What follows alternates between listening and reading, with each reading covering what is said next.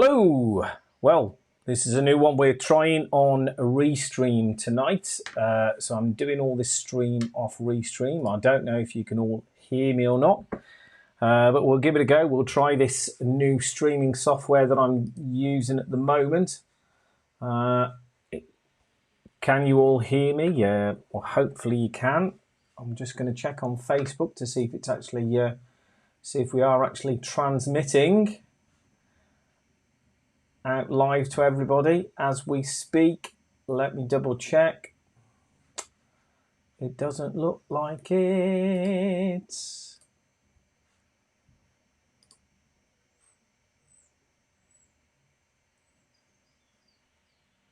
If anyone can hear me, send me a message.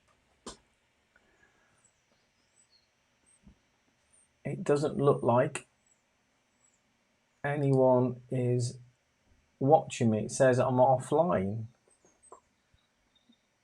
Oh, we are live. We are live. Hope you are all well.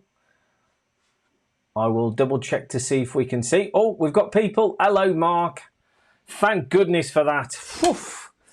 Oh, live transmission. What can I say? Oh, and we've got a LinkedIn. So welcome along, all you LinkedIn listeners. This is live only on LinkedIn, YouTube, Facebook, you name it. I've tried my best. So this is all very new. So welcome along. Sorry about last week. Had a bit of a dicky eye. Let's just leave it at that. But hopefully you can hear me okay. Right, so let's crack on with the presentation. Thanks for all the that you can't hear me and stuff. Yes, thanks, Craig. Thanks for that, mate. Nothing worse than actually not thinking that anyone can hear you as well. That's just the best. Okay, so here's the first question. We'll start with a little first question. What does GPS stand for? So that's your first one. What does GPS stand for? And the next starter for 10. What does GNSS stand for? So let's have a look at those, because that's what we're going to look at tonight. So hello and welcome. I'll say some quick hellos. Anyone that said hello to me already. So let's have a quick shufty on my little thing. Mark Snow. Hello, Mark. Hello, Craig. Hello, Sophie. Hello, Charles. Nice to hear from you. Hello, Craig. Hello. Oh, LinkedIn user. That's all it says on that one, but I don't know who that is. Left themselves anonymous. David. Hello, David. How are you? So let's just carry on. Thanks, Craig, for the answers. Very quick on the answers. Very. Oh, hello, Austin, as well. Nice to see you as well. Right, let's crack on. So we're going to talk about GPS. We're going to talk about GNSS. And obviously, from our point of view, it's the in-vehicle applications that these two apply to, and what we're going to do with that receiver as well. Okay, so first things first. GPS, global positioning system. That's great. Always put your phone on silent. Tip number two, always put your phone on silent, especially when you go live. Right, so global positioning system is Navstar. It's basically what we started off with. This all started off back in 1973 by the United States. This was done by the American, well, it was the United States Space Force, as I believe, but it became, obviously, it's developed by the United States Department of Defense. And originally, this positioning system was developed for military use, but obviously now it's now used for civilians as well. And this GPS is now widely used. And basically now this is where the change is over to GNSS, which is a worldwide sort of level of GPS. Because when we think of GPS, we always seem to think of it as the one all that the Americans developed and stuff, and the great thing that they did in the first place.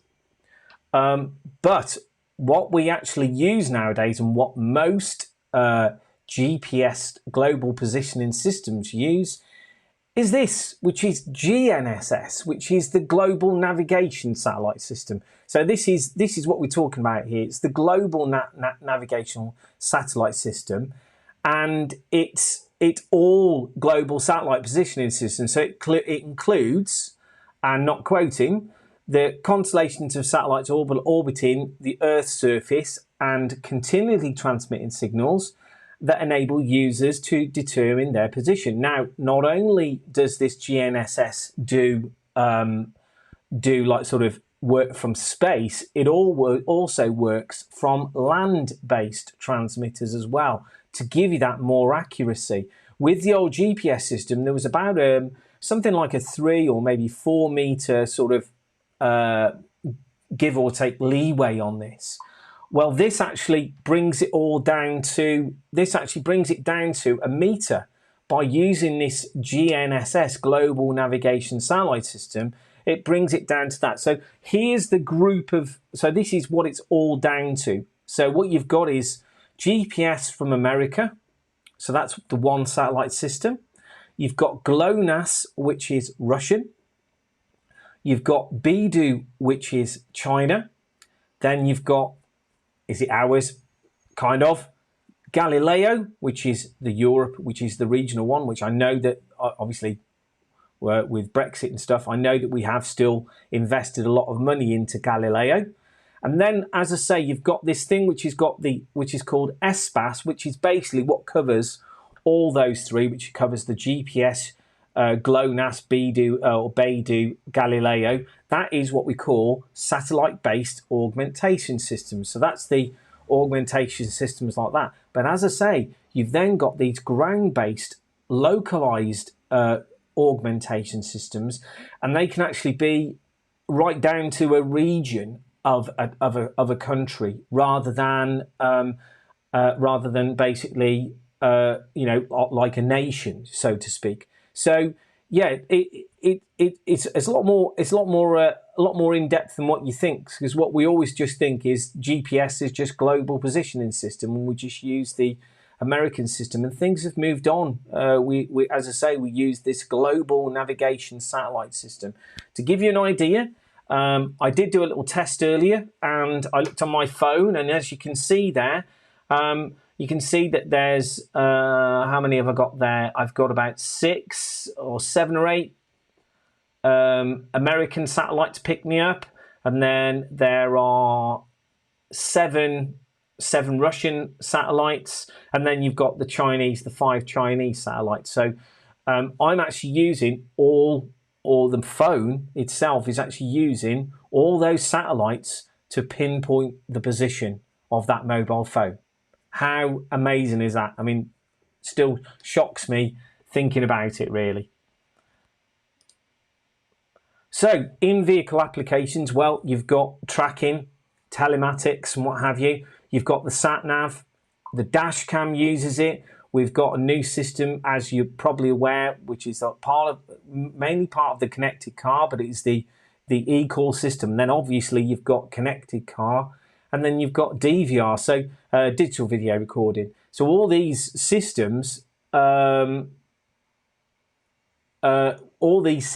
actually sort of rally it together, and we have all these different systems that we fit in vehicles. And some little things that we have to think about when we're fitting into vehicles, positioning. Obviously, the best place to put a GPS sensor, if it is an external GPS sensor, is on the roof, on the dash, under the dash if you can, but watch out for metal. And then the next thing to look at is, if you are mounting it on the dashboard, you've then got to be aware that the vehicle might have a solar resistant screen, metallized screen. It might have heated front screen. It might have film. If it's, you could have put it somewhere else on the rear, and it might have film on the tinted screen. And the other key thing is also to keep it away from other GPS devices, because that can affect it as well. And there we go. That's for tonight, actually. Whoa, that was a really quick one as well. Let's just have a look and see who we've got. We've got quite a few on Facebook. Hi, everybody on Facebook. Let's see if we've got any Yes, I've got one from Craig. I'm going to try and do this now and see if I can see if I'm clever enough to put this up on the. Let's have a look. Here we go. Let's see if we can do this one. Question for later: was GLONASS originally developed by the Russians? That's exactly it. GLONASS is the Russian version, not to be confused with the GNSS malarkey, which is basically, as I said, which is the trying to remember all these acronyms. Global Navigation Satellite System. Let's see if we got. Oh, interesting. What app did you use to see all those satellites? Yes, I used. It was on my Samsung phone, and I will have a look and tell you which one it is.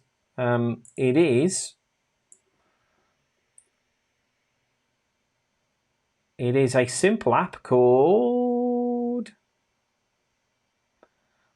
I think it was a very simple app called GPS.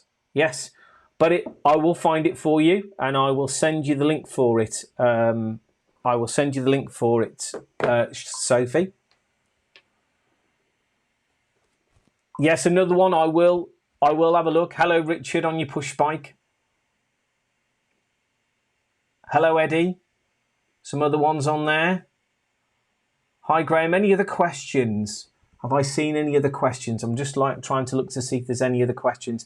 It's mainly all you guys saying hello. Right. How does the land-based augmentation system work?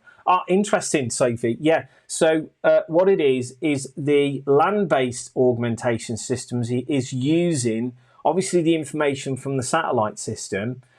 Imagine that you're in an area where there's loads of tall buildings and you can't get no sky, or you haven't got any sky. Well, that's what this system does. Basically, it picks up all of those satellites and then transmits the information via a ground approach, basically, and also works out your position as well, like that as well. So it's basically sending it like that, and that's the way the system works.